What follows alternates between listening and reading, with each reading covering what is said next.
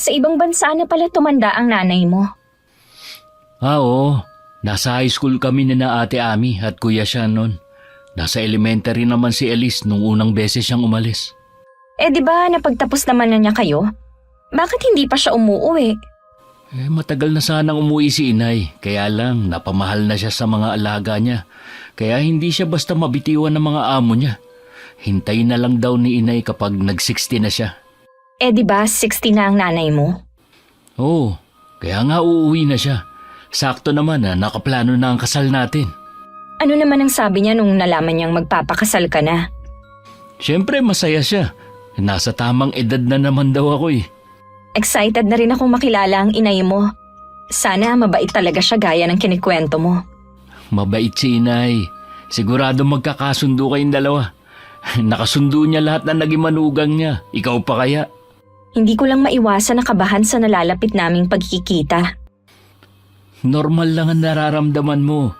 Pero ako na nagsasabi na wala kang magiging problema sa nanay ko. Ang pagiging maldita sa pamilya ng napangasawa kailanman hindi magdudulot ng tahimik na pagsasama. Lagi lang ito magdudulot ng away na sa huli. Pagkakasira ng pagsasama na nagsisimula pa lang. Magandang araw sa iyo, Miss Gwen, at sa mga kapwa ko taga-subaybay. Noon pang nasa ibang bansa ko, madalas na akong makinig sa mga kwento dito sa channel ninyo. Naging libangan ko na to para maibsan ang nararamdamang pangungulila sa mga anak ko. Hindi ko akalain na balang araw. Isa rin pala ako sa maeengganyo na sumulat sa inyo ng aking karanasan. Dati akong OFW sa Hong Kong at nung nag-60 ako, pinayagan na akong umuwi dito sa atin ng naging amo ko. Ang ikukwento ko ay tungkol sa manugang ko.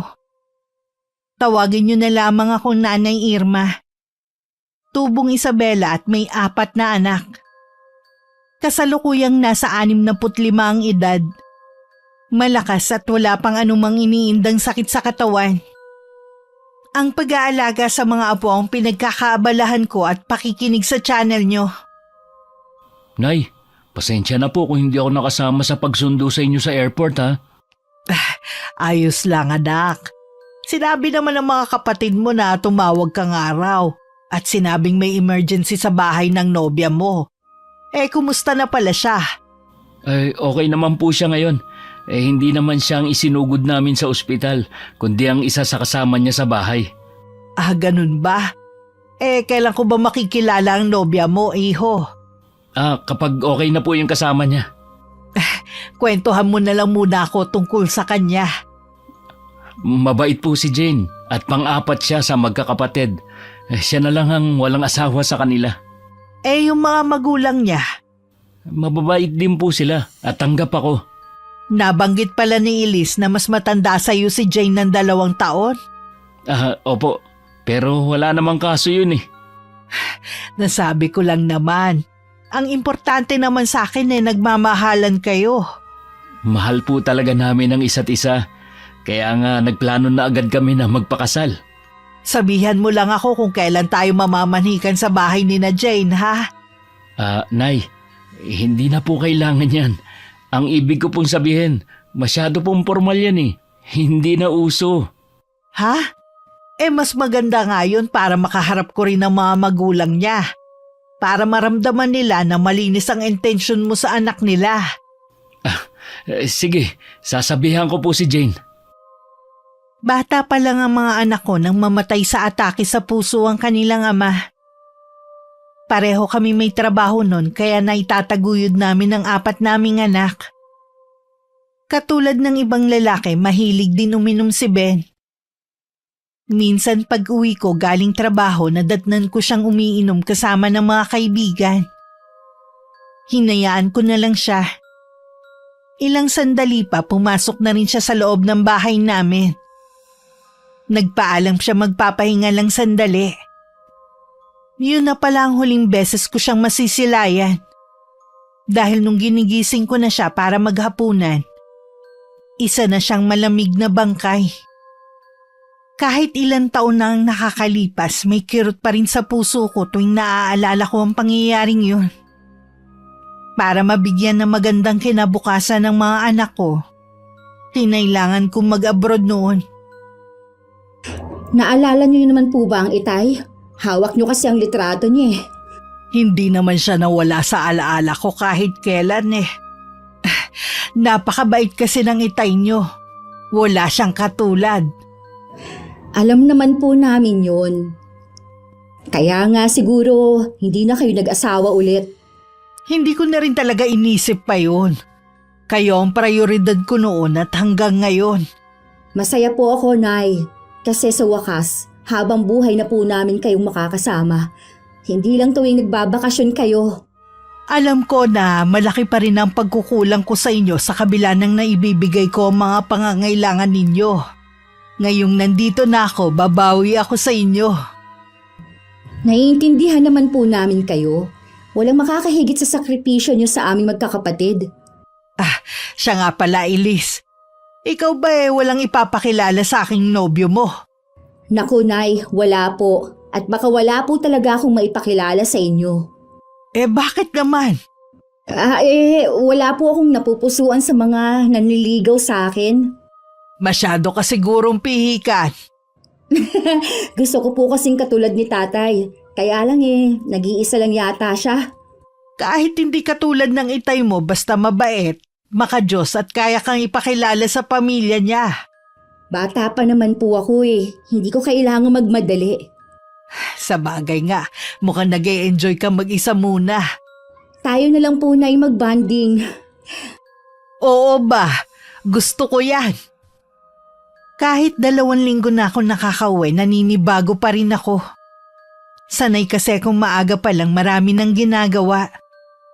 Dito kasi sa bahay, pagkatapos ng mga gawain, wala na akong ginagawa. Puro panonood na lang ng TV ang inaatupag ko. Ang mga apo ko naman kasi sa 2 kong anak maghapong nasa eskwelahan. Bandang hapon naman dumating na si Leo. Galing daw siya sa nobya niya pagkatapos ng pag-a-apply ng trabaho. Napag-usapan niyo na ba ng nobya mo ang tungkol sa pamamanhikan natin, ha? Nay, mas gusto kasi ni Jane na diretso kasal na lang daw. Okay din naman daw sa mga magulang niya kung wala nang pamamanhikang magaganap. Ngayon lang ako nakakita ng ganyang pamilya, iho, na ayaw mamanhikan ng nobyo. Masyado naman kasing formal ang gusto niyo At saka sabi ko nga tanggap na ako ng pamilya ni Jane. Di sige, kayo na nga ang bahala. Ayoko namang ipagpilitan ang gusto ko kung pati ang mga magulang ng nobya mo ayaw na mamanhikan ka pa. Nay, sana naman huwag kayong magtatampo. Hindi ako nagtatampo. Hindi ko lang kasi maiwasang magtaka Siguro pag-usapan na lang natin ang tungkol sa plano ng kasal nyo. Napag-usapan na rin namin ni Jane ang detalye ng kasal. Wala nang dapat pag-usapan kundi ang ilalabas na lang na pera. Ganun ba? Di ang mangyayari niyan a-attend na lang kami ng mga kapatid mo. Nay, kailangan ko po ng pera. Alam niyo naman na hindi pa ako ulit nakakahanap ng trabaho Ibig sabihin wala ka naipon sa ilang taong mong pagtatrabaho? Wala Alam niyo naman kapag buhay binata. Bakit naman si Elise nakakaipon? Iba naman si Elise. Kuripot yun Opinyon ko lang naman to. Huwag mo sanang mamasamain, ha? Paano kayo mag-uumpisa kung wala kang trabaho at walang ipon? Ang plano po kasi namin ay dito muna sa bahay tumira habang naghahanap ako ng trabaho. Wala namang problema kung dito muna kayo Welcome naman dito si Jane. Salamat, Nay. Alam ko naman na yan ang sasabihin niyo Kung wala ka pa palang perang pampakasal, baka pwedeng ipagpaliban na muna ninyo. Nay, hindi na pwede. Nakaplano na talaga yun Umaasa din kasi kami ni Jane na sasagutin niyo ang gastos sa kasal namin. Ha? Di ba, Nay, gusto niyo bumawi sa amin? Ito na ang pagkakataon niyo para makabawi sa akin. Kahit ito na lang ang gawin niyo para sa akin. Oo naman. Wala namang kaso sa akin kung ako ang gumastos sa kasal mo Total ikaw ang lalaki. Pero Leo, magtapat ka nga. Buntis na ba ang nobya mo kaya kayo nagmamadaling magpakasal? Hindi, Nay. Gusto lang po naming magpakasal na. Nasa tamang edad na rin po kami pareho eh. Oo nga. Kaya lang mas maigi sana kung stable na kayo pareho bago magpakasal. Napakamot na lang sa ulo ang anak ko at hindi na umimik.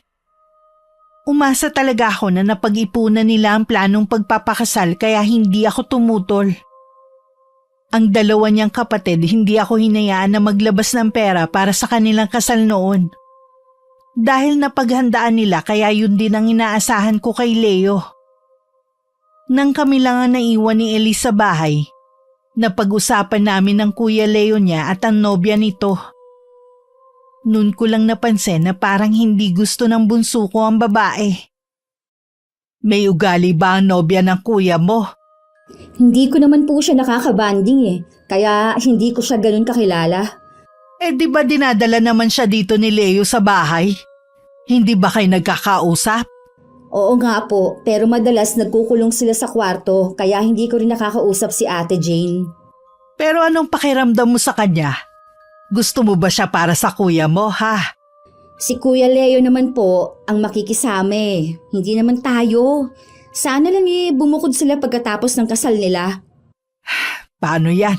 Nagsabi ang kuya mo na dito muna sila. Nay, huwag niyo sabihin pumayag na kayo.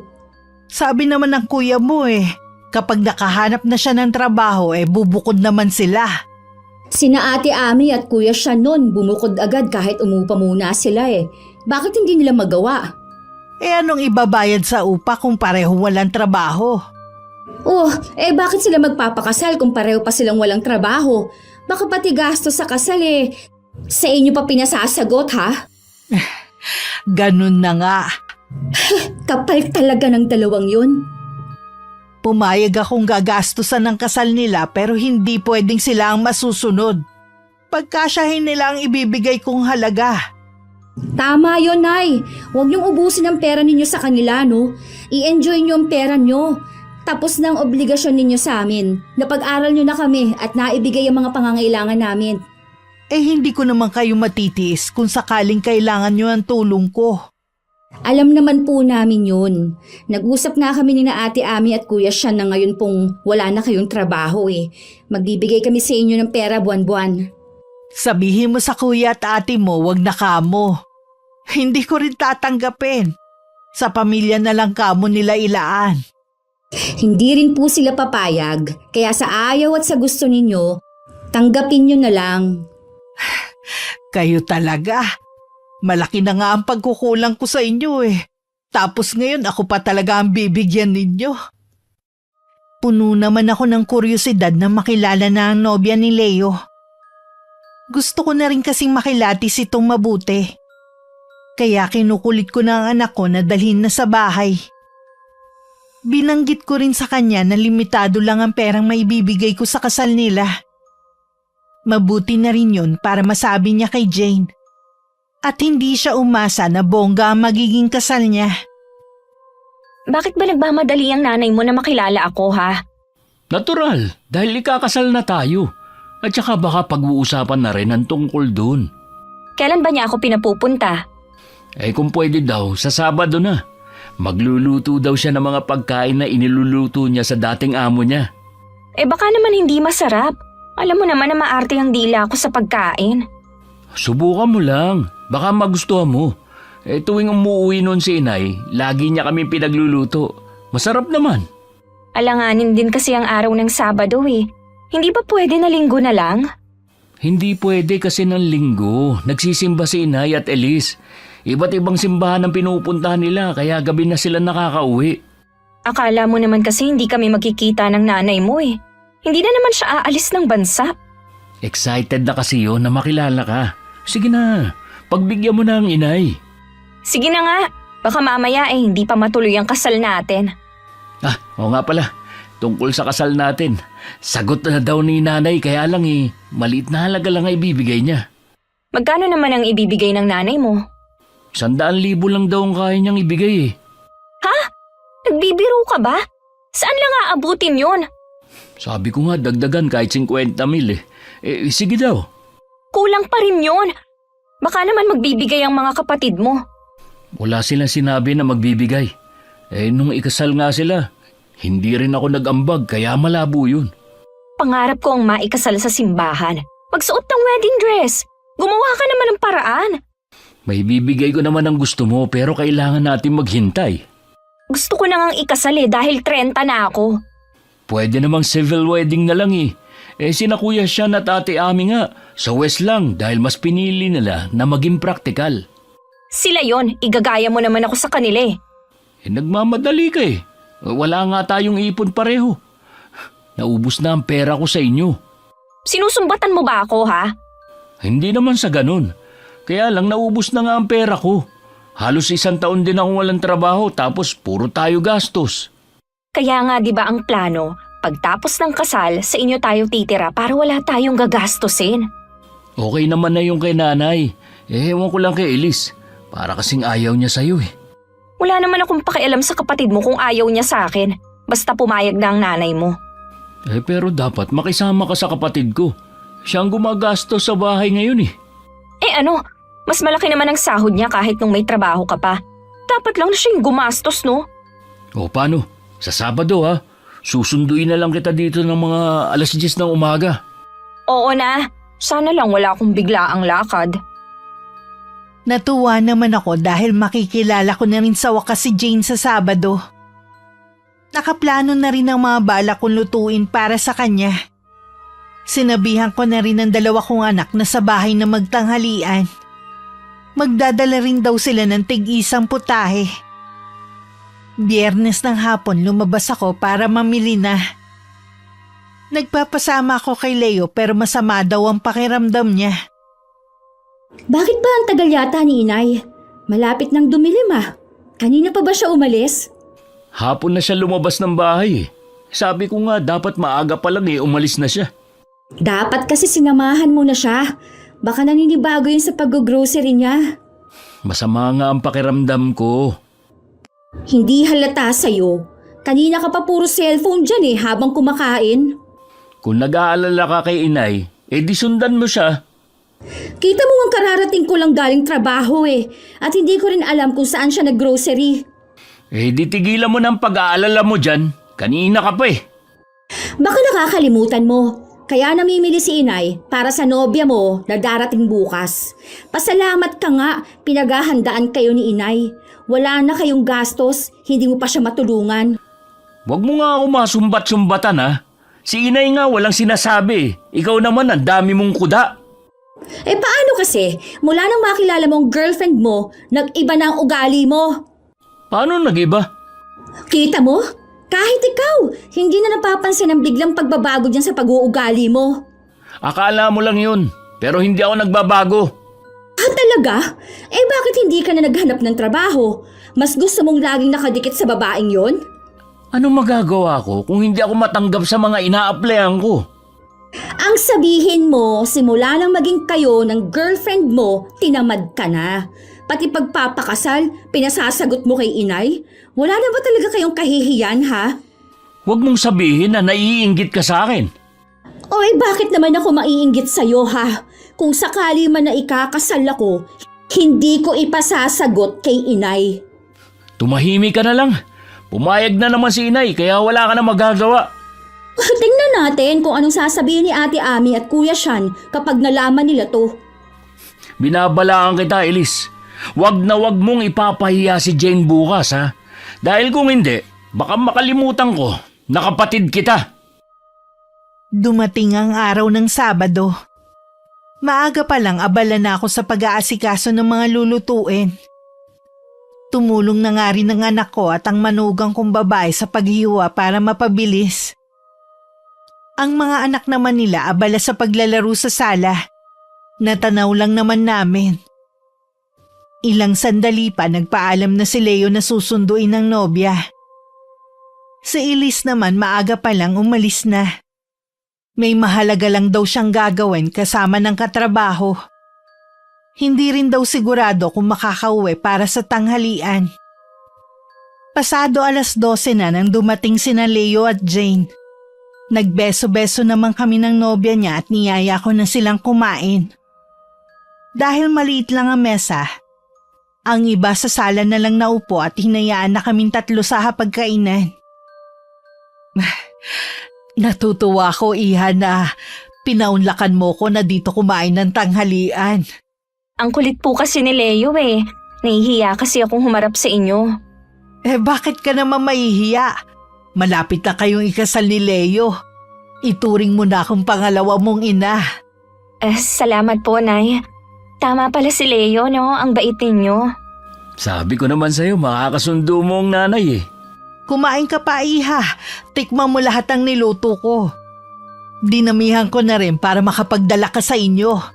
Sana naman makilala ko mga magulang mo. Medyo abala po kasi sila ngayon eh.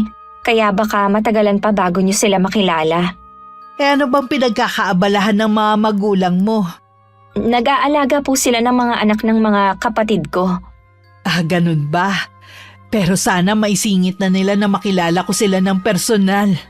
Huwag po kayong mag-alala. Makikilala nyo rin sila bago kami ikasal. Tungkol nga pala sa kasal ninyo. Pasensya na kayo kung yun lang ang nakalaan na budget, ha? Wala na po ba talagang ilalaki pa yun? Baka kasi kulangin. Plano ko po kasi nasa simbahan ikasal. Dalaga naman ako. Hindi naman siguro masama kung pangarap kong maikasal sa simbahan. Kasya naman yun, Iha, kung sa simbahan nyo balak magpakasal. Yun nga lang simple lang talaga. Yun nga lang po, hindi magiging bongga katulad ng kasal ng mga kakilala ko. Alam mo, Iha, ang dalawa kong anak sa West lang ikinasal. Ang importante naman kasi, ang panghabang buhay na pagsasama. Nagbabakasakali lang naman po ako kung mapagbibigyan nyo kami. Kung gusto nyo pala ng bonggang kasal, dapat noon pa lang nag-ipon na kayo. Yung mga anak ng kakilala ko, hindi na sila umaasa sa mga magulang nila. Iba naman po sila. Hindi nyo kailangan na ikumpara kami sa kanila. Baka akala mo, Iha, marami akong pera. Dahil matagal ako nagtrabaho sa abroad. Ang tanging yaman na masasabi ko, yun na pagtapos ko ang mga anak ko at naipagawa ang bahay na ito. Wala akong malaking baon na dala. Plano pa nga ng 3 kong anak, bigyan ako buwan-buwan ng panggastos Naiintindihan ko naman po kayo. Kung wala talaga, hindi naman ako mamimilit. Salamat naman, Iha, at nauunawaan mo ko. Nang matapos ang tanghalian, niyaya ko muna sa sala si Jane at marami akong tinanong sa kanya. Napansin ko lang na hindi siya mapakali at halata ang pag-iwas niya sa mga tanong ko. Hindi ko tuloy maiwasang pagdudahan siya. Ilang sandali pa nagpaalam na si Leo na ihahatid na ang nobya. Baka raw kasi hinahanap na sa kanila. Napansin ko na hindi niyo masyadong kinakausap si Jane. Pinapakihirapan naman po namin siya na maayos Sapat na po yun. Oo nga, Nay. Siya nga, hindi man lang kami binate kahit noon Para kaming hangin na dinadaan-daanan lang noon. May ugali pala ang babaeng yun. Opo, Nay. Sila yun naman po makikisama sa kanya hindi naman kami. Nay, sana naman po huwag kayong pumayag na dito sila titira. Kung hindi ko sila papayagan na dumito, saan naman sila titira? Hayaan niyo na po sila sa pamilya ng babae makipisan. Ayoko sanang sabihin to sa inyo, Nay. Iba na ang ugali ni Leo. Totoo yan, Nay. Ayaw lang namin na magkaroon kayo ng problema. Siguro kailangan kong kausapin ng masinsinan ng kapatid nyo. Baka nga hindi makakabuti sa kanya ang babaeng yun. Sa uli, pagsisihan niya ang pagpapakasal. Isa pa, Nay, pare-pareho kami ng nararamdaman. Mabigat ang dugo namin sa babaeng yun. Mahirap pong baliwalain ang ganitong kutob. Ang totoo niyan ganun din ang pakiramdam ko kay Jane. Para bang meron pa siyang tinatagong ugali. Naisip ko na tama naman ang mga anak ko. Hindi pwedeng baliwalain na lang namin ang kutob na nararamdaman namin. Baka babala rin kasi yun para pigilan namin ang planong kasal ng dalawa. Labis tuloy ang pag-aalala ko ngayon kumpara nung nasa abroad pa ako. Samantala, hindi muna umuwi sina Leo at Jane. Dumaan muna sila sa park kung saan sila madalas tumambay. Ayaw din kasi nilang may makarinig sa pag-uusap nila. Sabi ko sa'yo mabait si Inay, di ba? Oo, mabait nga. Kumpara sa mga kapatid mo. Huwag mo na lang silang pansinin. Hindi naman sila ang pakikisamahan mo Kaya lang hindi ko nagustuhan ng ideya na tinitipid ng nanay mo ang kasal natin. Kasya naman na yun. Siguro bonggahan na lang natin ang suot mong wedding dress. Tapos sa mga bisita simple lang ang damit nila. Malalapit na kamag-anak at kaibigan lang ang imbitahan natin. Alam mong malaking pamilya kami. Gusto kong imbitahin yung mga kamag-anak na hinamak ang pagkatao ko. Yung mga taong akala hindi ko na mararanasan na ikasal sa simbahan. Kalimutan mo na kasi sila. Ang importante naman, magkakasama na tayo habang buhay. Mahalaga din naman sa akin yan. Pero importante rin sa akin na maipamukha sa mga kamag-anak namin ang ginawa nila sa akin. Ayoko naman pilitin si Inay. Baka mamaya umurong pa yun. Hindi ko pa naman hawak ang pera. Baka mga kapatid mo pwede silang mag-ambag. Kilala ko ang mga yun. Hindi sila magbibigay sa akin. Ang dadamot naman pala nila. Mga professional pa naman sila, hindi naman maaasahan. Si Nanay lang ang maaasahan natin. Talaga bang walang pera ang nanay mo? Para kasi hindi lang kapanipaniwala Tagal niya kaya sa ibang bansa. Ayaw niya lang siguro na maubos ang pera niya. Siyempre nga naman, wala na siyang trabaho dito. Aanhin pa ba niya ang pera kung wala na naman siyang pagkakagastusan? Mahirap din naman kasi kung mauubusan siya. Paano kung magkasakit siya bigla? Hindi naman siguro siya pababayaan ng mga kapatid mo. Wala na akong magagawa kung yun lang ang kaya niyang ibigay. Ayoko na mamilit pa. Kainis naman. Minsan na nga lang ako ikakasal, hindi pa bongga. Ayaw mo naman kasi maghintay para makaipon pa tayo. Kung maghihintay pa tayo, baka lalo na akong hindi maikasal. Di pagkasyahin na lang natin. Huwag mo nang imbitahan yung mga kamag-anak na nagmamaliit sa'yo noon. Baka masira lang ang kasal natin. Naghintay ako sa pag-uwi ni Leo. Pero maghahating gabi na hindi pa siya umuwi. Kinabukasan naman napasukan ko siya sa kwarto niya na natutulog pa. Plano ko na sa pag-uwi na lang namin siya kausapin. Sa malapit lang naman kami magsisimba ni Elise. Bahala ko rin kasing dalawin ang puntod ng nanay ko. Siya kasi ang pinag-iwanan ko nun sa mga anak ko.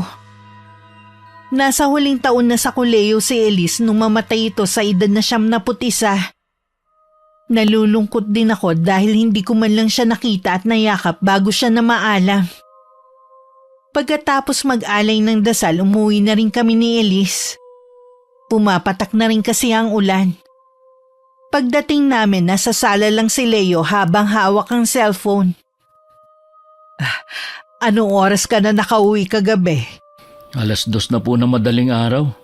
Hinihintay nga kita kagabi dahil gusto kitang makausap Tungkol po saan? Kanino pa ba di sa inyo ni Jane? Sigurado ka na ba sa kanya, iho? Oo naman Nagmamahalan kami ni Jane at kasal na lang po ang kulang sa pagsasama namin. Iba kasi ang kutob ko sa kanya kung talagang mahal ka niya, dapat marunong siyang makisama. Marunong naman po siya makisama. Maayos naman po ang pakikiharap niya sa inyo.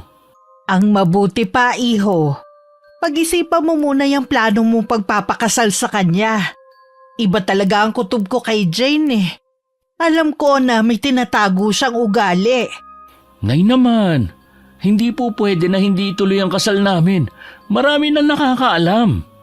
Hindi naman sa hindi itutuloy pero maghintay pa kayo kahit 1 taon. Napakatagal pa po noon. Nagmamadali kayo wala nga kayong sariling pera. Nakikiusap ako sa inyo. Maawa na kayo, Nay. Kailangan matuloy ang kasal namin. Ano bang meron sa babaeng yun at patay na patay ka? Mahal ko po si Jane. Hindi ko po kayang mawala siya sa buhay ko. Kung talagang mahal ka niya, maghihintay siya. Hindi yun siya pa ang atat na makasal kayo. Maawa kayo, Nay. Huwag niyo namang gawin sa akin to. Pasensya na, iho, pero buo na ang pasya ko na hindi ibigay sa inyo ang pera. Kung hindi kayo sang-ayon, di kayo mismo ang gumastos sa kasal nyo. Parang natalo sa sugal ang naging itsura ni Leo. Laylay ang balikat at nangingilid pa ang luha sa mga mata. Umiwas na lang ako ng tingin para hindi ako makaramdam ng awa. Sa tagal na hindi ko sila nakasama, hindi ko na lubusang kilala ang pag-uugali nila. Hindi ko akalain na ang pilyong anak ko noon, papailalim lang sa isang babae. Hindi rin sumabay sa hapunan si Leo kaya pinuntahan na siya ni Elise sa silid niya. Ano ba ang problema? Bakit hindi ka sumabay sa amin kumain? Wala akong gana eh. Hanggat maaari sana, ang gusto ni Inay, sama-sama tayong kumain para makabawi siya sa mga panahon na hindi natin siya nakasama. Sa wala akong gana, ano magagawa ko? Kaya ka ba nagkakaganyan dahil hindi ka pinayagan ng Inay na magpakasal? Siguro merong sinabi sina Kuya Sean at Ate Ami, kaya biglang nagbago ang isip ng inay. Tama lang ang naging desisyon ni Inay, no? Hindi tama na ang daming hiling ng babaeng yun, wala naman kayong sariling pera. Bakit ba kasi kayo nakikialam sa akin, ha? Noong nagpakasal sina Kuya at Ate, wala naman silang narinig sa akin na pagtutol Matitino at mababait ang napangasawa nila. Kita mo nga marunong makisama. Hindi katulad ng girlfriend mo na halata naman sa galaw ng mga mata na merong itinatago. Hindi naman kayo makikisama kay Jane kundi ako. Balak mo nga siyang itira dito di pakikisamahan pa rin namin. Si Jane ang buhay ko. Hindi ako papayag na hindi matuloy ang kasal namin. Di tuloy nyo. Pero huwag kayong umasa na gagastosan namin ang kasal nyo, no? At hindi rin kayo pwedeng makitira dito. Kayo masasama ang ugali at hindi si Jane. Porke wala lang tinapos yung tao, akala nyo kung sino na kayo? Alam mo na hindi kami tumitingin sa katayuan ng isang tao. Meron lang sa kanya na hindi namin maipaliwanag. Alam ko, balang araw, ilalabas din niya ang tunay niyang ugali. Sana lang, hindi pa huli ang lahat. Ilang araw na akong iniiwasan ni Leo. Kapag nasa bahay siya, lagi siya nagkukulong sa kwarto. Sa hapon naman, umaalis siya at tulog na kami ng kapatid niya kapag dumarating. Sabi ni Elise, hayaan ko na lang daw.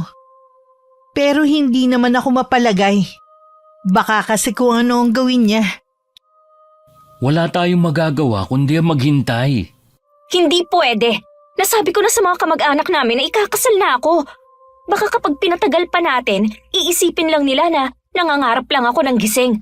Gusto mo bang lalo nila akong pagtawanan, ha? Anong gagawin ko kung nagmamatigas nga si Inay? Kahit kailan talaga napakahina mo. Ikaw naman kasi, pinamalita mo na agad sa mga kamag-anak mo. Sana sinabi mo na lang kapag ilang araw na lang kasal na natin para sigurado. Huwag mo na nga akong sisihin. Sakit na nga ulo ko Pwede naman tayong magpakasal pero yung kaya lang ng budget natin. Yun nga lang, hindi tayo mag-iimbita ng mga bisita kahit kamag-anak. Hindi ako papayag na hindi maikasal sa simbahan. Ay, bahala ka na nga mag-isip kung paano matutuloy ang plano mo. Pagod na ako Ano ba kasi ang inaayawan sa akin ng nanay mo at nagbago ang isip niya? Hindi ko alam. Basta nasulsulan siya ng mga kapatid ko. Kahit kailan talaga kontrabida yung mga kapatid mo sa buhay natin Kaya nga May naisip akong paraan para mapapayag ang nanay mo. Ito ang sabihin mo sa kanya kaya kailangan na natin magpakasal. Para hindi mainip sa bahay, bumili ako ng mga halaman na itatanim ko sa mga pasong nabili ko. Tirik na ang araw ng mga sandaling yun. Tagaktak na rin ang pawis ko pero desidido akong tapusin ang paglilipat ng mga halaman sa paso. Balak ko kasing bumili ulit bukas ng iba't ibang halaman. Nay, O Leo, ikaw pala. May kailangan ka ba? may gusto po sana akong sabihin sa inyo. Kung tungkol pa rin sa kasal, hindi na magbabago ang isip ko. Nay, kaya gusto na naming magpakasal ni Jane kasi buntis po siya. Ayaw niya pong ipaalam sa mga magulang niya. Ano? Totoo ba yan, Leo? Opo, kaya nga hindi na kami makapaghintay. Bakit hindi mo sinabi agad?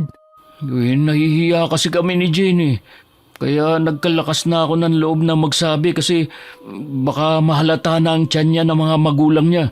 Tsaka napupunan na nila na lagi siyang tulog. Ayoko naman makaagrabyado ka. Siguradong hindi ito magugustuhan ng ama mo kung nabubuhay pa siya.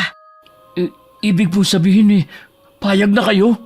Oo na, ihanda nyo na ang mga kakailanganin nyo. Salamat, Nay. Tatawagan ko po si Jane ngayon. Sigurado matutuwa yun. Ikinasal ang dalawa sa simbahan. Kahit minadali ang kasal, maganda pa rin naman ang kinalabasan. Ako at mga anak ko lang ang dumalo dahil nasa malayong probinsya naman ang mga kamag-anak namin. Samantala, napakalaki pala ng pamilya ni na Jane. Halos nasa 50 lahat sila. Habang ikinakasal ang dalawa, bigla ako napatingin sa kanang bahagi ng simbahan na malapit sa exit. Naagaw kasi ng pansin ko ang isang babaeng nakabistidang itim. Kahit malayo, nakita kong umiiyak siya. Nang mapansin siguro na nakatingin ako, bigla na lang siya nagmamadaling umalis. Mula nun, hindi na siya maalis sa isip ko. Ayos lang po ba kayo? Kanina pa kasi kayo tahimik sa simbahan eh. Oo naman. May nakita kasi kong babae sa simbahan. Umiiyak siya. Nang makita niya akong nakatingin sa kanya, bigla siyang umalis. Baka naman po napadaan lang sa simbahan tapos nagdadasal. Nagkataon lang siguro na kasal nung dalawa. Siguro nga hindi niya alam na may ginaganap na kasal. Ang laki po pala ng pamilya ni Ate Jane, no? Oo nga, nagulat nga rin ako eh. Kanina na sa reception, napansin niyo ba yung dalagitan na laging nakadikit kay Ate Jane? Oo, hindi ba yun ang bunso niyang kapatid? Kamukha niya kasi eh. Ang alam ko po kasi, lalaki ang bunso nila at matanda lang ako ng ilang taon. Baka pamangkin niya yun. Ewan ko lang po kung nagkamali lang ako ng dinig pero narinig ko kasing tinawag siyang mama. Sa dami ng mga tao kanina, malamang nagkamali ka lang ng dinig.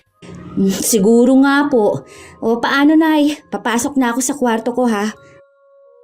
Bumalik naman sa isip ko ang babaeng nakita ko kanina sa simbahan. Ang luhaan nitong mukha na puno ng paghihinagpis. Napansin ko rin maganda yun higit sa manugang ko. Samantala, hindi pa rin masaya si Jane. Kahit kasi naibigay ko sa kanya ang kasal na hinihingi, hindi naman ang honeymoon na gusto niya. Dapat nga maging masaya ka eh. Natupad din ang gusto mong kasal. Hindi nga makapaniwala mga kamag-anak niyo na ganun ang kasal natin. Paano ako magiging masaya? Pagkatapos ng kasal, dito lang tayo sa bahay namin. Akala ko ba doon tayo sa inyo? Di ba pinaliwanag ko na sa'yo? Alam mo naman na napakarami namin dito. Bali 3 pamilya na tayong nagsisiksikan dito eh. Bukas na bukas din. Maghahanap na ako ng trabaho para makaupan na tayo ng bahay. Akala mo naman ganun kadali. Paano yung pang-araw-araw natin dito? Gamitin muna natin yung bigay ng mga ninong at ninang natin. Sabi ko nga sa'yo, mas makakatipid tayo kung dun muna tayo sa inyo. Ayaw nga ni Inay. Ayaw ng nanay mo o yung maldita mong kapatid? Huwag mo naman sanang sagarin ang pamilya ko. Pinagbigyan ka na nga eh. Mag-asawa na tayo. Obligasyon mo na bigyan ako ng maginhawang buhay. Alam ko naman yun. Kaya nga maghahanap ako ng trabaho eh. Paano kung wala kang mahanap? Sige nga. Leo, ayoko sa bahay na to. Konting tiis na lang. Makakaalis din tayo rito. Puro na lang kami pagtitiis dito eh. Isipin mo kung sa amin tayo titira, hindi mo rin maisasama si Ashley. Ay, sa bagay nga. Sige, magtiis muna tayo dito. Kapag may trabaho ka naman, makakabukod na tayo. Dahil sa dami ng mga aplikante, nahirapan si Leo na makahanap agad ng trabaho. Kahit maliit ang sahod sa kumpanyang inaplayan, tinanggap na lang niya kesa wala. 2 buwan pa lang silang mag-asawa, marami na silang pinagtatalunan. Madalas kasing umuwi si Leo na walang makain. Samantalang siya halos ang gumagastos sa bahay na yun. Kaya naman napilitan na silang lumapit sa amin. Naawa naman ako nang makita ko ang itsura niya na payat at nangangalumata.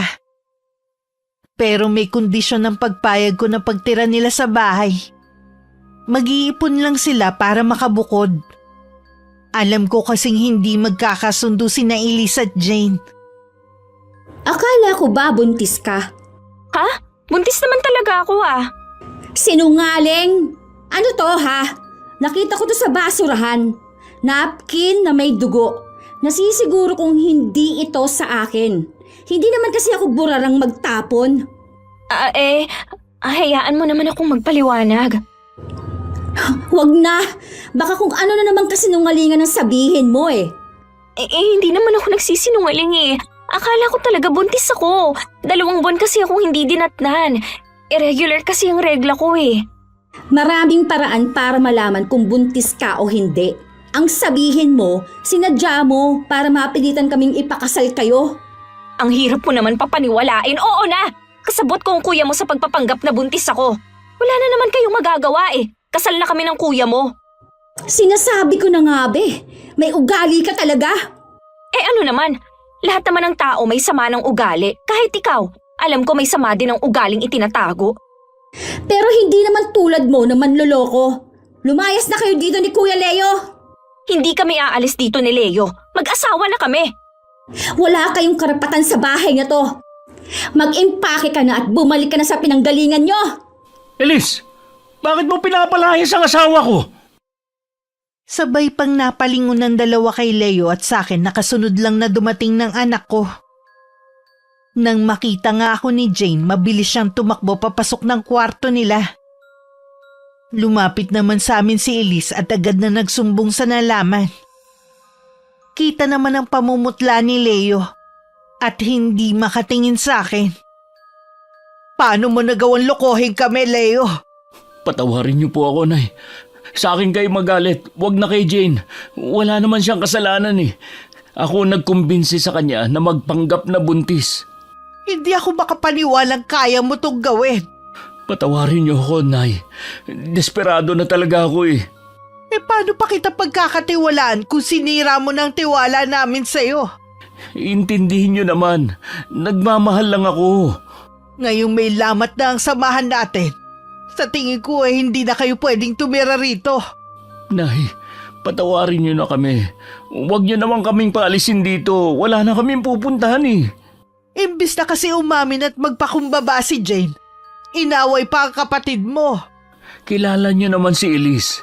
May ugali din siyang hindi maganda kaya pinatulan siya ng asawa ko. Huwag mo nang sisihin ang kapatid mo. Hindi aabot sa ganito kung hindi kayo nagsinungaling. Sinabi ko naman po yung dahilan ko Hindi pa rin katanggap-tanggap ang dahilan mo. Nagmahal din naman ako at ang mga kapatid mo pero kahit kailan hindi nila nagawa manloko. Nakikiusap ako. Huwag niyo muna kaming paalisin ngayon. Wala pa kaming naiipon. Sige, bibigyan ko pa kayo ng isa pang pagkakataon. Kapag nakapag-ipon na kayo, umalis na kayo ng asawa mo sa bahay na to.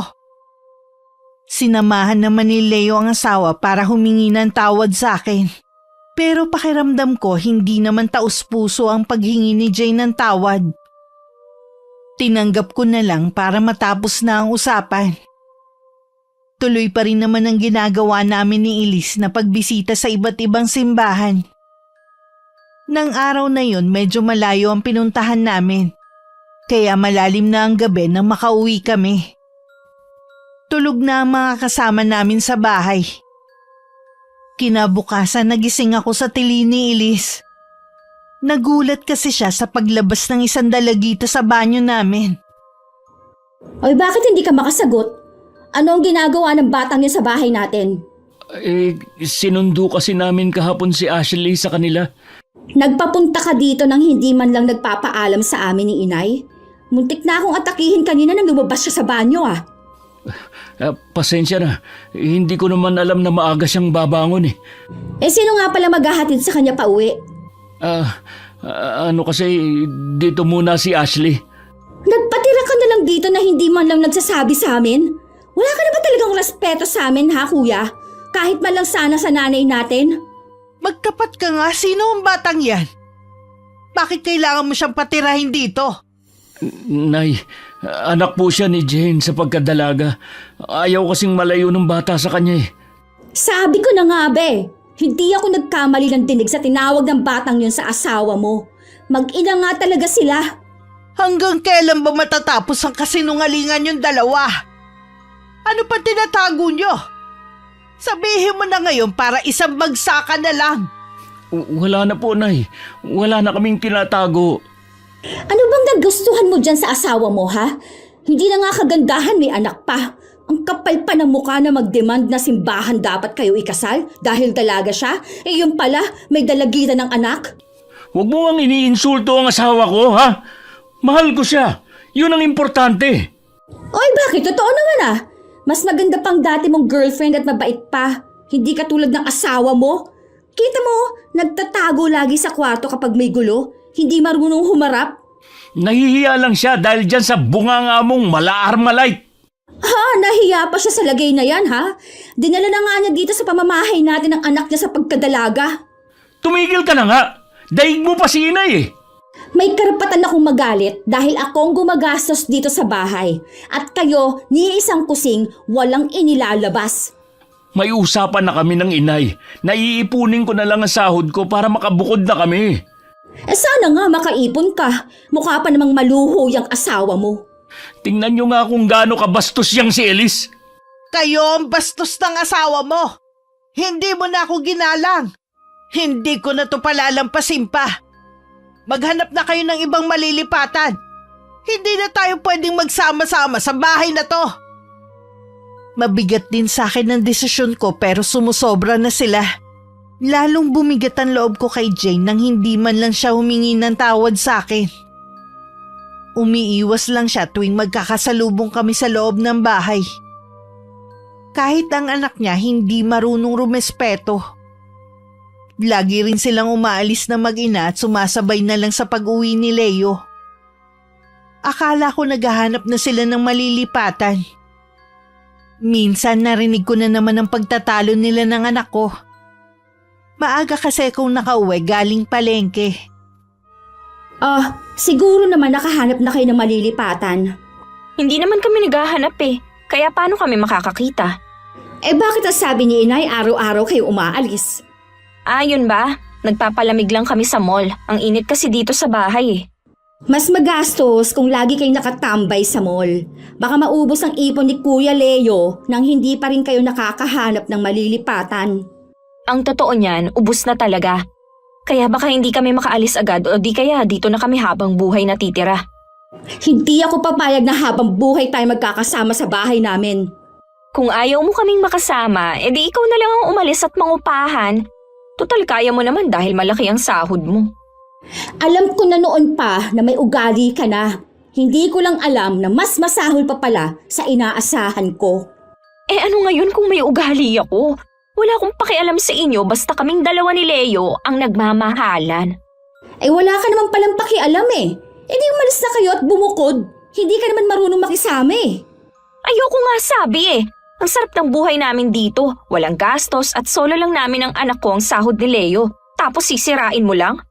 Ang kapal na mukha mo. Kaya ka siguro hindi pinakasalan ng ama ng anak mo eh no? Dahil dyan sa ugali mo. Lahat na yata ng kakapalan nasa iyo na. Wala akong pakialam kung ano man ang ibato mo sa akin. Basta ako, pinakasalan sa simbahan. Ang mga kapatid mo, hindi naranasan na ikasal sa simbahan. Malamang, hindi mo rin yun mararanasan kahit kailan. Ang yabang mo naman. Kaya lang naman pumayag si Inay na ipakasal kayo sa simbahan dahil akala niya dalaga ka. Eh niloko mo rin kami na buntis ka eh. Kahit ano pang dahilan, ang mahalaga naman kasal na kami. Ngayon lang ako nakatagpo ng walang kasing kapal ang pagmumukha na katulad mo. Paulit-ulit kong tanong sa sarili ko, ano kayang nagustuhan sa'yo ni Kuya, no? Wala naman kasing maganda sa'yo eh kahit ugali. Kala mo naman ikagandahan ka? Tibo ka naman! Anong sinabi mo? Bago pa mauwi sa sabunutan ng pag-aaway ng dalawa, lumapit na ako. Sabay pa silang napatingin sa akin. Inilapag ko lang ang mga pinamili ko at sinabihan si Jane na gusto ko siyang makausap. Inutusan ko na lang si Elise na ayusin ang mga pinamalengke ko. Ayoko muna siyang makisali sa usapan namin ng manugang ko. Talaga bang wala ka ng respeto sa pamamahay namin, ha? Yung anak niyo po ang nag-umpisa. Narinig ko lahat ng mga pinag-usapan niyo. Anong sinasabi mo na wala kayong balak ng bumukod? Si Leo na lang po ang kausapin ninyo sa bagay na yan. Kakausapin ko talaga siya. Nakikitira lang kayo dito ng anak mo kahit hindi siya marunong rumespeto sa amin dito. Parang hindi kami nakikita. Hindi man lang marunong mag-alok kapag kumakain. Ano? Hindi mo ba tinuturuan ng magandang asal ang anak mo? Nahihiya lang po siya sa inyo kaya tahimik. Pero hindi ka nahiya na dalhin dito ang anak mo. Alam ko po na masama ang tingin niyo sa akin. Pero sana naman tignan niyo rin kung anong pagkatao ng anak niyo. Ano naman ang tungkol kay Elise? Hindi niyo ba alam na nakikipag-date yan sa kapwa babae? Nakakadiri. Akala mo kung sinong malinis? Subukan mo ulit insultuhin ang anak ko. Ako mismo ang magpapalaya sa inyo rito. Nagsasabi naman ako ng totoo. Tomboy ang anak ninyo. Matagal ko nang alam yan. Alam niyo po? Oh, bakit nagulat ka? Nanay niya ako. Kaya natural lang na alam ko. Sabi po kasi ni Leo, posible na hindi niyo alam. Ako pa ba ang hindi makakaalam? Nasa abroad pa lang ako, alam ko na yan. Kaya subukan mo ulit na insultuhin ang pagkatao ng anak ko. Mananagot ka sa akin. Pasensya na po, Nay. Hindi na mauulit. Maghapon na hindi lumabas ng kwarto si Jane at anak niya. Umiiwas naman sa akin si Elise. Alam kong nahihiya siya sa akin. Binigyan ko muna siya ng oras para makapag-isip. Hindi ko naman talaga alam ang tungkol sa pagkatao niya. Sinabi ko lang yung kay Jane para pagtakpan siya. Nang dumating si Leo, nagmano lang siya at saka pumasok na sa loob ng kwarto nila. Dinig naman sa labas ang pagtatalo nila mag-asawa. Bakit kasi kailangan mo pa yung sabihin sa kapatid ko, ha? Napikon na kasi ako sa kanya eh. Akala ko wala pang alam ang nanay niyo kaya balak ko siyang ibuko. Makaganti man lang sana. Imbis na kasi pakisamahan mo sila, bakit ba ikaw pa ang matapang? Masama bang ipagtanggol ko ang sarili ko, ha? Kung ano-anong sinasabi sa akin ni Elise eh. Intindihin mo na lang sana. Alam mo naman na may kasalanan tayo sa kanila eh. Kahit ba nagsinungaling tayo sa kanila, wala na naman silang magagawa eh. Kasal na tayo. Tanggapin na lang nila ako sa pamilya niyo. Dapat kasi, hinuhuli mo ang loob nila, hindi yung inaaway mo pa sila. Bakit ka ba ganyan magsalita sa akin ngayon? Dati naman lagi kang sumasang-ayon sa akin ah. Hindi sa lahat ng oras kakampihan kita. Pamilya ko na ang kinakalaban mo eh. Alam ko may nangyari sa inyo. Tumingin ka sa akin. Ano bang ginagawa mo? Bitiwan mo nga ako. Bakit hindi ka makatingin sa akin ng diretsyo? Dati naman ako lang ang tinitingnan mo ah. Ay, lalabas muna ako. Kanina pa ako nagugutom. Hindi mo man lang ba kami tatanungin ang anak ko kung kumain na ba kami? Anong oras na? Bakit hindi pa kayo naghahapunan? Hindi naman kasi kami inaalok ng nanay mo eh. Paano kami lalabas? Hindi naman kayo bisita dito eh. Dapat kumikilos na lang kayo. Sumunod na lang kayo sa akin. Nang pumunta si Leo sa kusina, sinundan ko siya. Napansin ko ang parang balisa niyang anyo. Mailap din ang mga mata niya. Palagay ko hindi lang siya pagod sa trabaho. Merong bumabagabag sa kanya. Bilang ina, nararamdaman ko yung kahit matagal ko silang hindi nakasama. Nasabi na siguro sa'yo ng asawa mo. Ako na pong humingi ng tawad sa ginawa niya. Maupo ka na lang dyan. Ipaghahain na kita. Salamat, Nay. Namimiss ko rin po ang pag-aasikaso niyo. Kung may bumabagabag sa'yo, pwede mo naman ako sabihan. Hindi ko po alam kasi kung paano sasabihin eh. Naguguluhan din ako. Subukan mo sabihin sa akin, baka may paliwanag ko kung ano ang gumugulo sa'yo. Nagkita po kami ng dati kong girlfriend kanina. Aksidente lang naman. Hindi ko alam kung anong nangyari pero bigla na lang ako nawalan ng malay. Alam ko nakakatawa eh pero Hindi ko alam kung ano nangyari sa akin. Pagising ko, nasa klinik na ako. Hindi kaya sa matinding pagod. Lagi ka na lang kasi nag-o-overtime eh. Hindi po ako pagod. Basta nung makita ko ang dating girlfriend ko, biglang sumakit ang ulo ko at nagdilim ang paningin ko. Kakaiba nga ang nangyari sa'yo. Nagkausap ba kayong dalawa? Opo, sinumbatan nga niya ako eh. Galit na galit siya sa akin dahil pinagtaksilan ko raw siya. Samantalang ang alam ko, siya ang nagtaksil sa akin. Wala naman akong maalala sa mga binibintang niya eh. Ibig sabihin wala ka maalala sa mga nangyari noon? Wala po, Nay. Kapag pinipilit kong alalahanin, sumasakit lang ang ulo ko. Hindi ka ba na-aksidente noon? Hindi, Nay. Di sana merong nagsabi sa inyo. Tapos na naman kayo ng dati mong nobya. Ilaan mo na lang ang oras mo sa asawa mo. Kalimutan mo na ang nangyari noon. Hindi ko rin kayang ipaliwanag ang nangyayari kay Leo. Kahit ako medyo naguguluhan sa kwento niya. Bigla rin sumagi sa akin ang babaeng nakita ko sa simbahan noon. May posibilidad na siya ang dating nobya. Nang mga sumunod na araw, balisa pa rin si Leo. Hindi ko naman siya makausap dahil laging nakadikit sa kanya ang asawa. Kaya si Elise na lang ang kinausap ko. Kung tungkol po sa sinabi ni Ate Jane na Hindi tungkol doon ang pag-uusapan natin. Kung hindi ka pa handa, pwede naman sa ibang araw natin yun pag-usapan eh. tungkol po ba saan? Tungkol sa Kuya Leo mo at sa dati niyang nobya. Bakit ba sila naghiwalay? Nurse po si Ate Kimberly. Okay naman po sila at kasundo namin lahat. Bukod po kasi sa maganda na, mabait pa. Kaya nagtataka kami kung bakit siya ipinagpalit ni Kuya sa asawa niya ngayon eh. Sabi niya na nagtaksil daw yun. Ang sabi naman ni Ate Kimberly, si Kuya ang nagtaksil. Wala daw kasi maalala ang kuya mo sa mga nangyari. Kapag daw pinipilit niyang alalahanin, sumasakit daw ang ulo niya. Na-aksidente ba siya dati? Hindi po, Nay. Ang napansin lang namin sa kanya, bago niya sabihin na wala na sila nung dati niyang nobya, lagi siyang tulala at malayo ang tingin. Ilang araw pagkatapos, pinakilala na niya sa amin si Ate Jane na ang layo kay Ate Kimberly. Ayoko mamintas. Pero kung makikita niyo lang ang dating girlfriend ni Kuya, mukha talagang artista.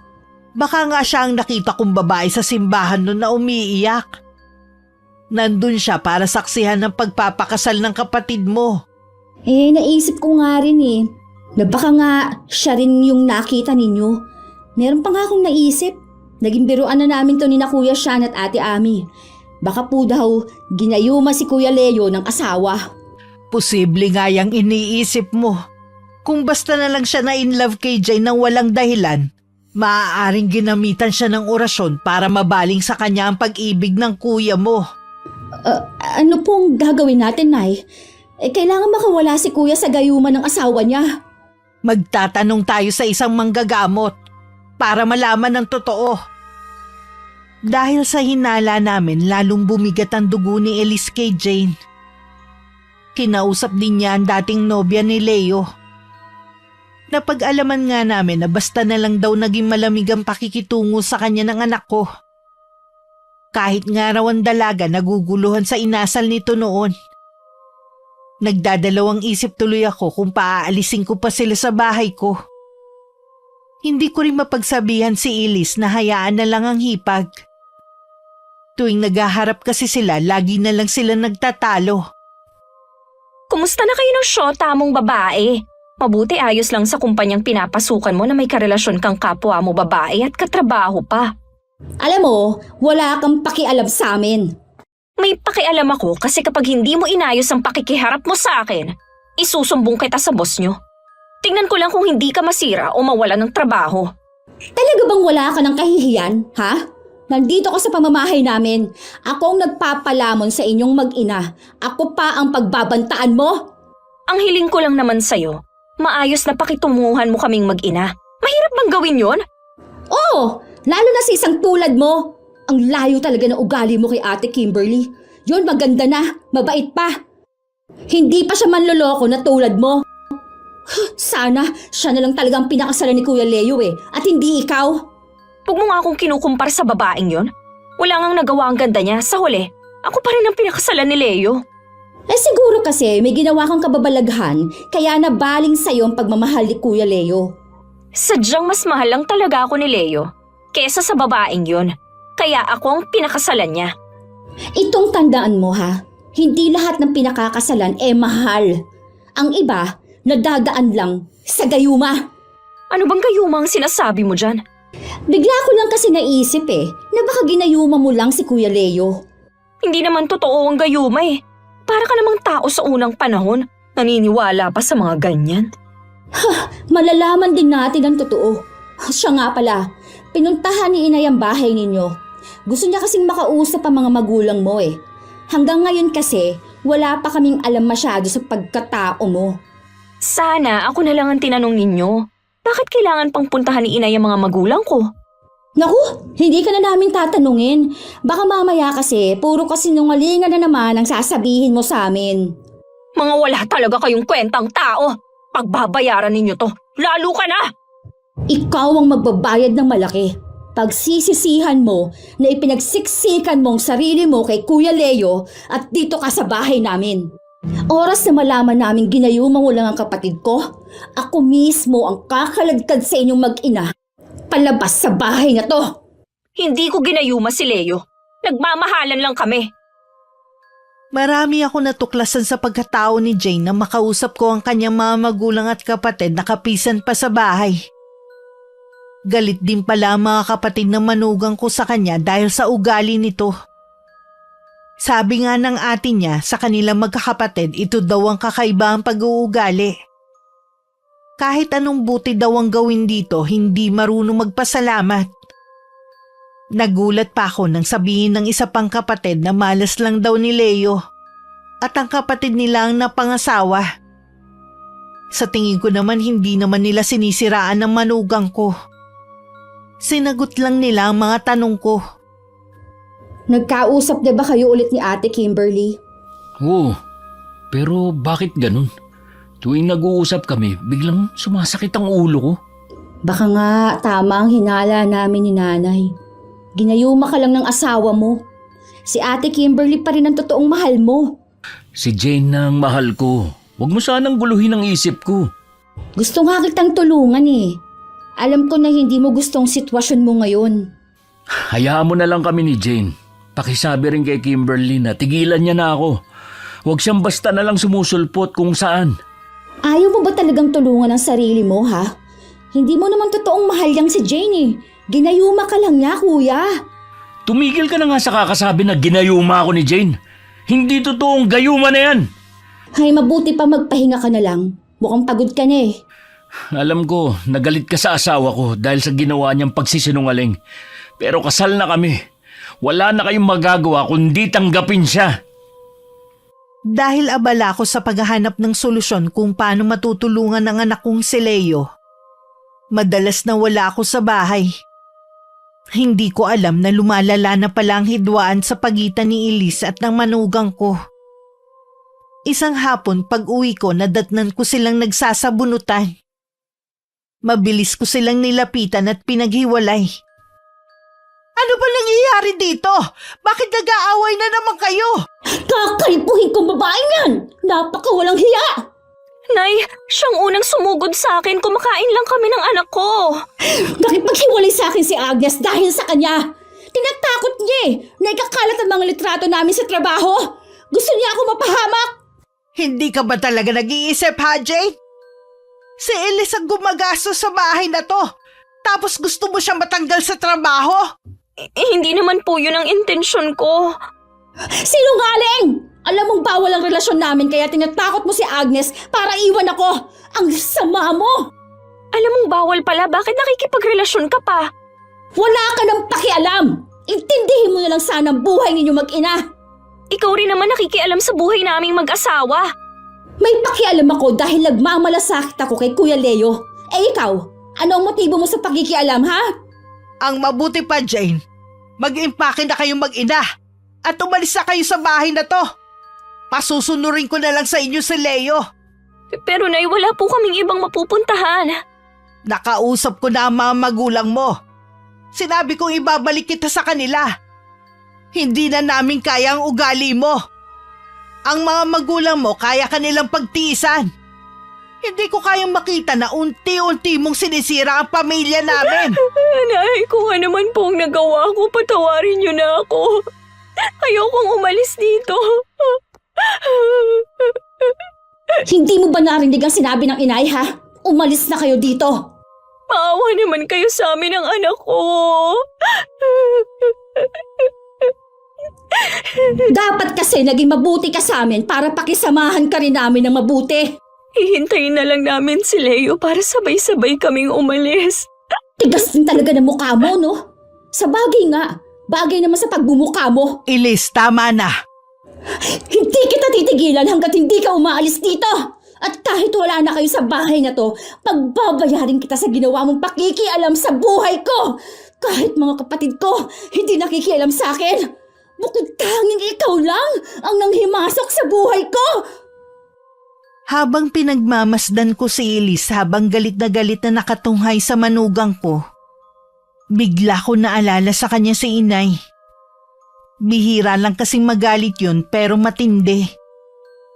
Nung gabi na dumating si Leo. Nakikiusap siya sa akin na kung pwede na wag na silang paalisin. Naghahanap naman daw sila ng bahay. Bilang ina, hindi ko na naman natiis na hindi siya pagbigyan. Noon ko lang napagtanto na siya ang pinakamahina ang loob sa 4 kong anak. Hindi ko lang inakala na ang desisyon kong ito ang magtutulak kay Elise na gumawa ng isang bagay na magpapahamak sa manugang ko. Bakit kinakausap ka ng kapatid mo? Hindi ko na nagugustuhan ang ginagawa mo. Mahirap ba para sa iyong pakisamahan ng pamilya ko? Sila naman tong may problema eh. Ikaw ang may problema. Hindi ka marunong makisama. Bakit ba ganyan ka na naman sa akin? Dahil sumusobra ka na. Gulong-gulo na nga ako eh. Puro pa problema dinadatnan ko pag-uwi. May problema ba sa trabaho? Wala akong problema sa trabaho. Naguguluhan lang ako sa mga sinasabi nila sa akin. Sino ba ang tinutukoy mo? Sabihin mo nga, paano ba tayo nagkaroon ng relasyon, ha? Bakit sabi ni Kimberly, inagaw mo lang ako sa kanya? Nakikita kayo ng dati mong girlfriend? Totoo ba lahat ng mga sinasabi nila sa'yo, ha? Bakit tuwing aalalahanin ko nakaraan, kumikirot ang ulo ko? Ang mabuti pa, mahiga ka na lang muna at hihilutin ko ang ulo mo. Ayoko. Mas gusto ko munang mapag-isa. Saan ka pupunta? Gabi na. Hayaan mo na muna ako. Kailangan kong mag-isip. Mula ng gabing yun, hindi na ulit umuwi si Leo. Labis na kami nag-aalala ng mga kapatid niya. Nireport na rin namin ang pagkawala niya sa mga pulis. Araw-araw kami naghahanap sa kanya pero walang makapagsabi kung nasan siya. Pinuntahan na rin namin siya sa trabaho. Pero hindi na rin daw siya pumapasok. Nasa bahay pa rin namin si Jane at ang anak niya. Larawan din sa mukha nito ang pag-aalala. Malaki na nga rin ang nabawas sa timbang nito dahil laging walang ganang kumain. Alam mo ba kung nasan ang bahay ni Kimberly? Bakit mo tinatanong? Malakas kasi ang hinala ko na magkasama sila ni Leo. Malabo yung sinasabi mo. Sa pagkakaalam ko, umuwi na ng probinsya nila si Kimberly. Saan ang probinsya nila? Sa pagkakaalam ko sa Capiz. Hindi ko lang alam kung saan doon. Taga doon pala si Kimberly. Oo, kung gusto mo siyang hanapin doon, bahala ka. Hindi ka namin pipigilan, no? Sigurado kasi ako na magkasama sila eh. Baka naman alam mo, pinagtatakpan mo lang sila. Sa inyo kasing magkakapatid, ikaw lang ang hindi nag-aalala. Akala mo lang yun. Kami ang malapit sa isa't isa ni Kuya Leo. Kung merong mas nag-aalala sa amin, ako yun. Kaya nga umpisa pa lang, gusto ko na siyang ilayo sa kapahamakan eh. Bakit ba ganyan nyo na lang ako, Ayawan?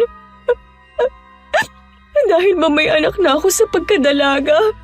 Hindi yun ang inayawan namin, kundi ang panloloko mo. Akala mo yata, kaya mo kaming paikutin? Patawarin mo na ako, Elise. kung may nagawa man akong kasalanan sa'yo. Hindi na kita mapapatawad pa. Sinira mo na ang kapatid ko. Pati kami ni Agnes sinira mo rin. Hindi mo ko kilala kung paano akong magalit. Kung ako sa inyo, bumalik na kayo ng anak mo sa inyo. Hindi kami aalis dito. Hihintayin ko na bumalik si Leo. Alam ko babalikan niya kami dahil mahal na mahal niya ako.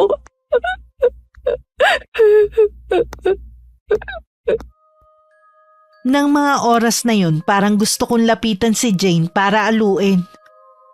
Pero nagpigil ako dahil ayokong sumama ang loob sa akin ng anak ko. Tingin ko sa kanilang dalawa, si Elise na ang nagiging kontrabida. Punong-puno kasi ng ang tingin niya sa manugang ko. Nang mga sumunod na araw, nagpaalam si Elise na dun muna siya sa lumang bahay ng lola niya. Hindi naman ako nag-isip ng ano pa man. Malapit naman talaga siya sa aking ina dahil siya ang nag-alaga sa kanya noon.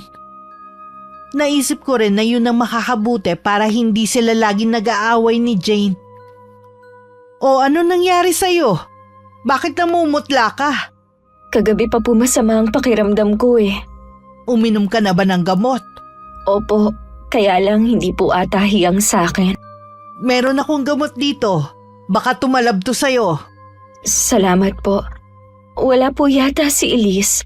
Kahapon ko pa siya hindi nakikita. Doon daw muna siya sa dating bahay ng lola niya. May balita na po ba kay Leo? Wala pa nga eh.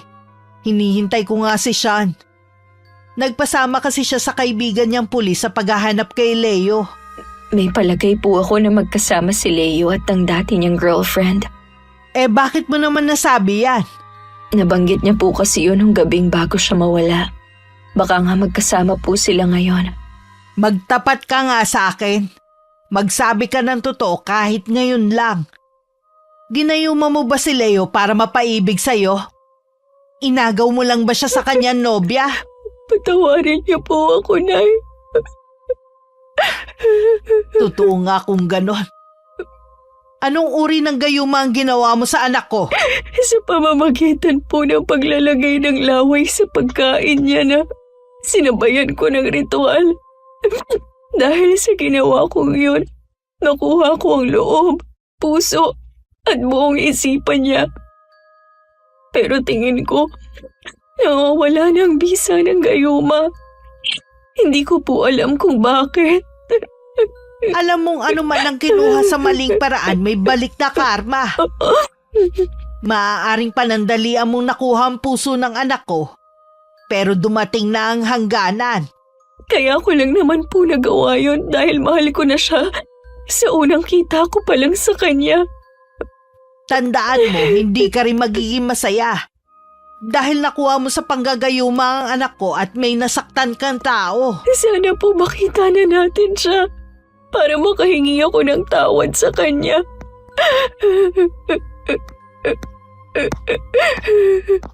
Makikita rin natin siya. Huwag lang tayong mawawala ng pag-asa. Mukhang nagbabago na ang manugang ko. Yun nga lang habang tumatagal nagkakaroon siya ng kakaibang sakit. Patuloy siyang nanghihina. Dinala ko na siya sa ospital at pina-check up pero ayos naman lahat ng lab test na ginawa sa kanya. Kumausap din ako ng espesyalista. Naalala ko kasi ang kaibigan ng amo ko noon hindi agad nakita ang sakit niya. Nang maglaon malala na pala hanggang sa bawian na ng buhay. Pero gaya ng mga naunang resulta, wala naman nakitang sakit sa manugang ko na labis kong pinagtataka. Mabuti naman umuwi ka na ngayon. Hindi ko po kasi kayo matiis na hindi makasama. Alam mo bang may sakit si Jane ngayon? Naaawa nga ako sa anak niya eh. Iyak ng iyak. Ayaw naman umalis sa tabi ng nanay niya. Bakit hindi niyo pa kasi siya pauwiin sa kanila? Eh mas nakakaawa sila doon. Alam mo namang hikaws din sila sa kanila. Eh paano nila maipapagamot si Jane? Eh di tayo ang gagasta sa kanya. Asawa pa rin siya ng Kuya Leo mo. Obligasyon natin siyang ipagamot. Kung ano man ang nangyayari sa kanya, karma na sa kanya yun. Patawarin mo na siya. Nagsisisi na naman siya sa ginawa niya eh. Inamin na rin niya na ginayuma nga niya ang kuya mo. Inamin niya sa inyo? Oo, ginawa lang daw niya yun dahil sa pagmamahal sa kapatid mo. Marunong din pala siyang umamin sa ginawa niya. Lahat ng tao may karapatang magsisi. At sana din matuto kang magpatawad. Gising po ba si Ate Jane? Oo, puntahan mo siya. Lagi ka nga niyan tinatanong eh. Siguro gustong humingi ng tawad sa'yo. Sinamahan ko pa si Ellie sa kwarto ng mag-ina. Pagpasok namin nakita ko ang gulat sa mukha ng anak ko dahil sa kalagayan ni Jane. Namamanas kasi ang buong katawan nito at napuno ng sugat ang balat. Hindi na rin ito makalakad dahil sa pamamaga ng mga tuhod. Niyaya ko muna ang dalagitan na lumabas para makakain din ito. Kanina pa kasi ayaw kumain. Mabuti umuwi ka na. Ikaw na lang ang hinihintay ko bago ako umuwi sa amin. Bakit ka naman uuwi na sa inyo? Hindi mo na ba hihintayin si kuya? Baka magkasama na kasi sila ni Kimberly. Magpaparaya na ako. Sila naman talaga ang tunay na nagmamahalan eh. Tama ka. Magkasama nga sila ngayon. Ang sabi kasi ng manggagamot, kailangang makalayo si kuya. Yung tawid dagat para tuluyang magamot. Sana makawala na siya sa ginawa ko. Hindi ka ba nagagalit? Hindi. Wala nang puwang sa puso ko ang galit. Gusto ko lang na gumaling para sa anak ko. Dumito ka muna sa bahay namin hanggang sa gumaling ka. Akala ko ba ayaw mo na sa akin dito? Sa kalagayan mo, mas maaalagaan ka dito. Patawarin mo ako ha.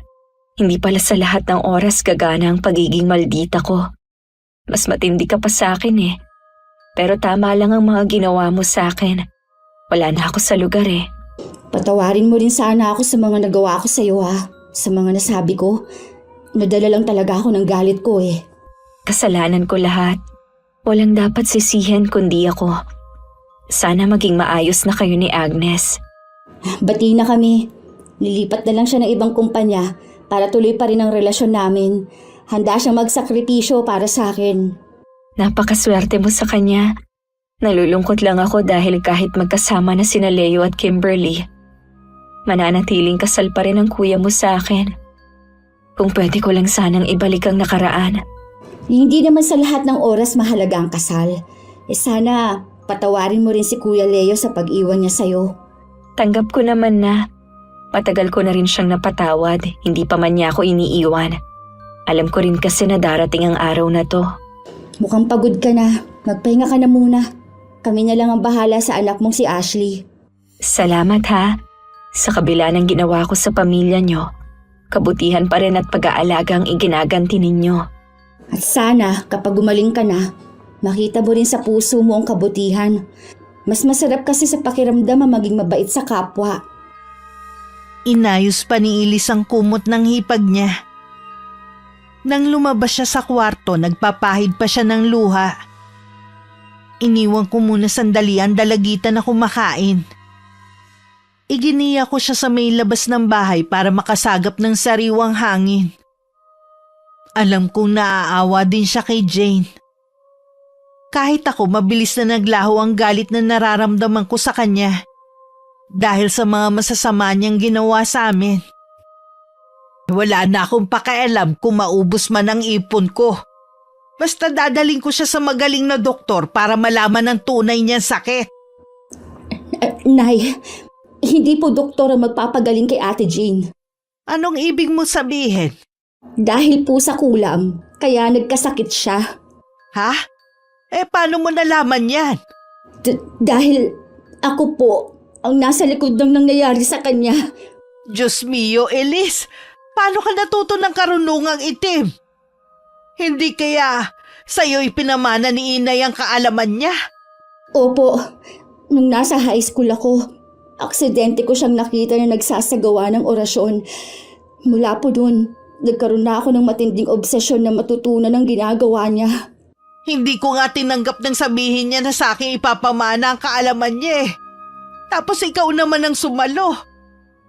Masama ang gawain na yon, anak. Galing kasi yun sa dyablo at hindi biyaya galing sa may kapal. Alam ko po, Nay. Patawarin niyo ko. Nabulag ako ng matinding galit ko eh. Akala ko gagaan ang pakiramdam ko kapag nakaganti ako kay Ate Jane. Kaso hindi. Kinakain na ako ng matinding konsensya ngayon. May pagkakataon ka pang bawiin ng sumpa sa kanya. Gawin mo habang hindi pa huli ang lahat. Magbalik loob ka sa Panginoon at talikuran na ang gawain na yan. Opo, Nay. Babalik po ako sa bahay ni Lola at sisirain kong altar na ginawa ko. Magdamag kong binantayan ng manugang ko dahil sumisigaw na siya sa matinding sakit. Para daw dinudurog ang buto niya. Nasa tabi lang niya ako at hawak ang kanyang kamay. Panay din ang dasal ko na malalampasan din niya ang nangyayari sa kanya. Dinala ko na rin muna sa bahay ni Ami ang anak niya para hindi makita ang kanyang paghihirap. Bago lumiwanag, unti-unting nawawala ang mga sugat niya. Bumabalik na rin sa dati ang kanyang kulay. Salamat po, Panginoon. Natapos na rin ang paghihirap ni Jane. Ilang buwan pang tumira sa amin si Jane at ang anak niya. Tinulungan din siya ni Elise na makahanap ng trabaho. Sa ngayon, nakabukod na ang mag-ina at tahimik na namumuhay. Si Leo naman hindi pa nagpapakitang muli. Pero madalas siyang tumawag sa amin. Nagkausap na rin sila ni Jane sa cellphone at nagkapatawaran na. Walang imposible sa pagpapatawad basta buong pusong pagsisisihan ng mga nagawang kasalanan. Lagi may liwanag pagkatapos ng mahabang gabi. Gaya ng pangyayari sa buhay namin ng mga anak ko, na mas nanaig pa rin ang kabutihan at kapayapaan. Sa kabila ng masamang idinulot ng ginawa ni Jane, mas pinili namin na magpatawad at tulungan siya makapagsimula. Maraming salamat, Miss Gwen, sa pagbibigay ninyo ng pagkakataon na mabasa at marinig ng mga taga-subaybay ninyo ang kwento ng karanasan ng buhay ko. Wakas,